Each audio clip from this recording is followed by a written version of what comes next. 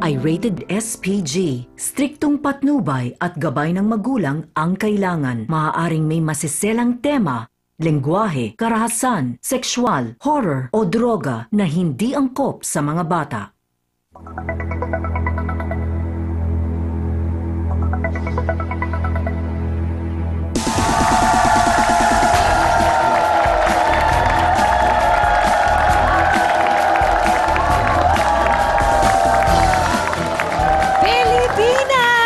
It's a brand new day, 10:50 na.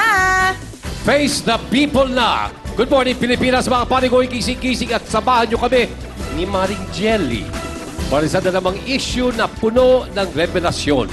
At tutok-tutok lang, kanina gising-gising, tutok-tutok lang sa mga TV ninyo habang si Maring Tintin ay nasa labas para sa isa na namang masayang pagbabago or happy change ng naging bisita natin dito. Happy change. Yan ang maganda rito. Hindi na natin inaayos ang problema o issue ng ating mga bisita, tinutulungan pa rin natin silang maiwasto ang direksyon ng kanilang buhay. I love that. Correct. Ang galing mo. Ang galing mo talaga.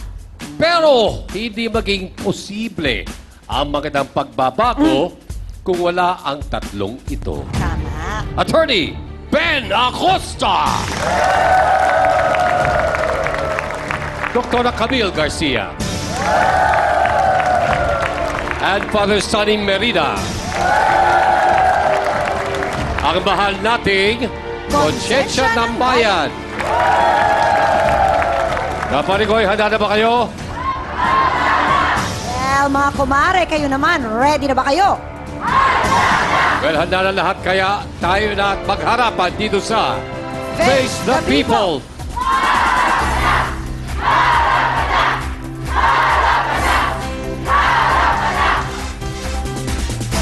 Kanina nabanggit mo, puno ng revelasyon ang issue natin today. Oo. You got it right. Okay, may pasabog na naman tayo ngayon. Ibig mo sabihin, bukod sa nalaman nating pinalayas ng apo at ng kinakasama niya ang lola niya, meron pa? At di lang pinalayas, sinasaktan pa raw nila ang matanda. Oh my. Ay nako, hindi na tama yan. Kaya para malaman na natin ang buong kwento, sa kanya na mismo natin alamin. Tinatawag ka na ng Silya de Consensya.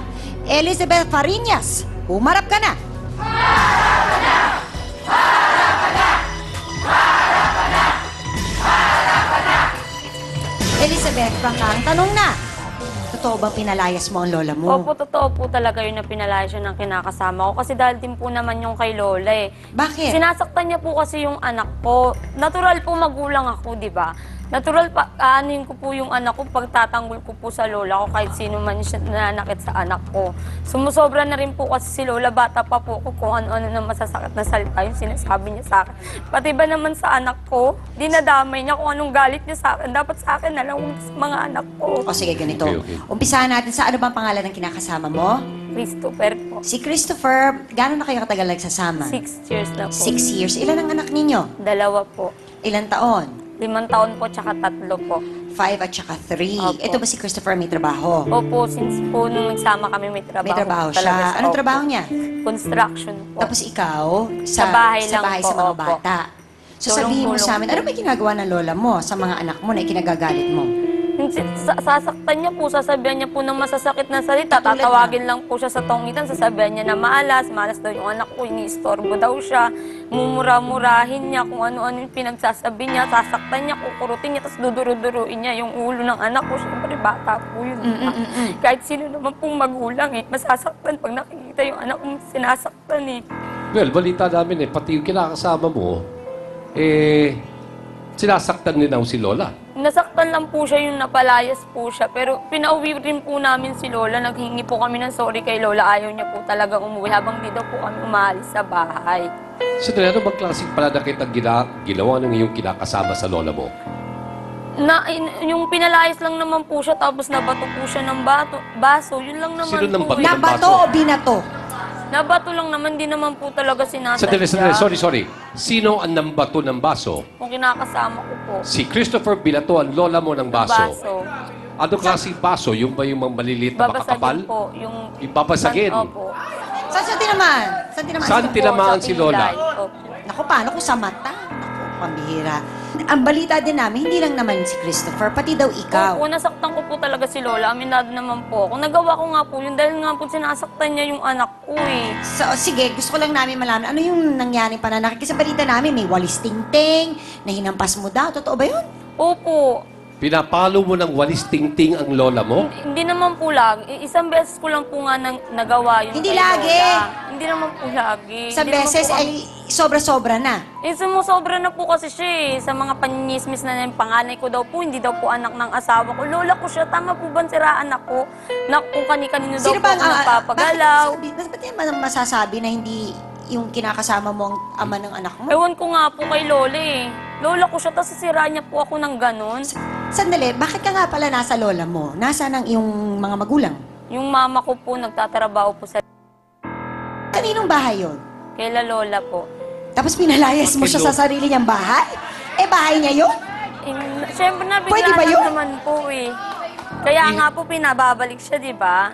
Totoo ba na kasi sinasabi ni Lola din, kaya din siya naaaburido pag nandoon siya sa inyo, at kaya rin kayo napapagalitan, ay kasi lagi raw kayo nag-aaway ni Tupe. Naiingayan daw siya? Hindi po, kasi tuwing Sabado lang po umuwi asawa ko, Linggo lang po siya nandyan, o Lunes papasok So pag na nandiyan naman siya po. ng Sabado, doon kayo nag-aaway. Hindi naman po kami nag-aaway niyan.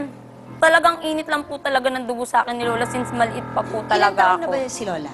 Magsi-69 po itong December 20. Okay, pag sinasabi kasi, naiingayan si lola.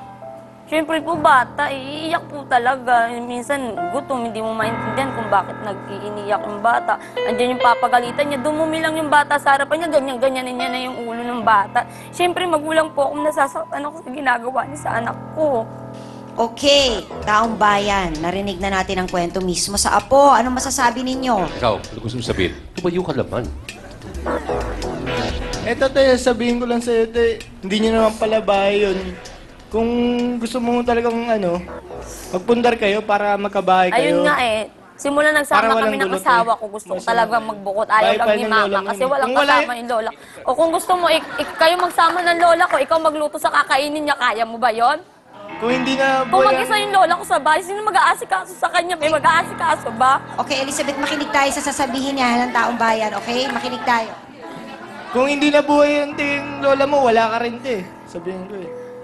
Oo nga, wala talaga ako kung wala yung lola ko. Paano yung mapapanganak yung nanay ko?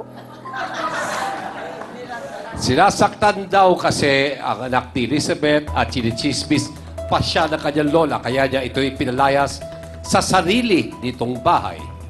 Taong bayan, kailangan na ang inyong mga boto para sa ating tanong, tama ba ang ginawang pagpapalayas ng apo sa kanyang lola? Gamit ang inyong vote pad, press A for tama lang or B, mali yun. So, vote na. A, tama lang o B, mali.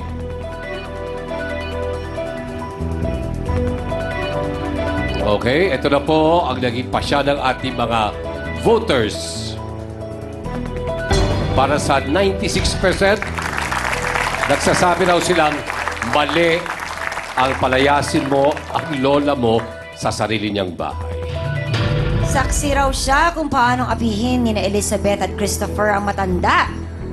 Ano ba mga nasasaksihan mo? Nako, Maribuena Cabidoy, humarap ka na. Sinungaling ka! Mas sinungaling. Sinungaling ka! Eh, ang aga-aga nila niyayaya mo lola ko sa sugalan. Wala pang almusal. Ako? Niyayaya ko ang lola Talaga, mo pati kasi nga para uminom pagkapein ko kasi kahit pambayad kape. namin sa Hindi kuryente, nyo pambayad namin sa hindi nyo tubig, pinapakain. pinanginom mo, niyayaya mo yung lola. Talaga?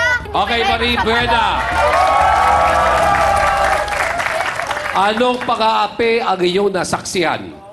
Inuutosan po nila Mag-igib, ano ba? mag-igib ng tubig, Ano binubuhat, timba-timba. Tapos po, sa loob po sa CR, papasok po yun. Tapos po, pagka hindi po sila sinusunod ng matanda, hinampas po niya ng walis tingting. Ayan Talaga, na, ha? may sabi mo saksi. dito!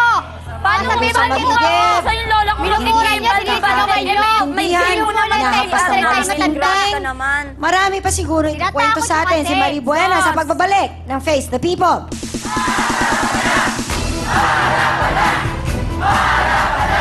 Ang laylay ng katawan mo ay magtrabaho, di ba? Na maayos. Salamat po. Kaya ka na. Ano sabi mo? Maganda nga trabaho niya eh. Parang nasa bahay lang. Ikaw kasi. Kalawal mo eh. Ako, nag-iinit ako sa'yo eh.